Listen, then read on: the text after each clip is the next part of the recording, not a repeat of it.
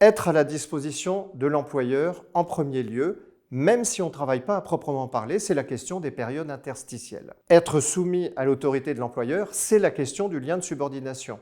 On ne peut pas vaquer librement à ses occupations personnelles, c'est la troisième caractéristique. Cette notion de temps de travail effectif est donc une notion très attractive et la jurisprudence va dans le sens de la requalification de nombreux autres temps vers cette notion de travail effectif lorsque les conditions en sont réunies.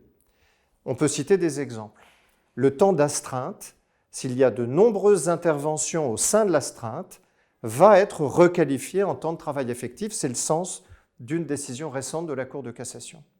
Le temps de pause, si le salarié est dérangé pendant son temps de pause à l'initiative de l'employeur, eh bien, il sera également requalifié en temps de travail effectif. C'est également le sens d'un certain nombre de décisions. Et enfin, récemment, sous d'ailleurs l'influence de la jurisprudence européenne, plus exactement d'une directive européenne, le temps de trajet peut être requalifié en temps de travail effectif si pendant ce temps de trajet, le salarié, par exemple, lorsqu'il est en main libre évidemment, peut répondre à des clients, contacter des clients.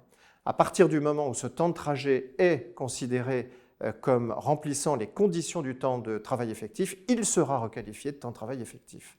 Pour conclure, on doit considérer que cette notion de temps de travail effectif n'a pas un périmètre très défini, de façon très précise et facile à aborder, et que n'importe quel temps, en fonction des circonstances, est susceptible d'être requalifié de temps de travail effectif. C'est le sens de l'évolution de la jurisprudence.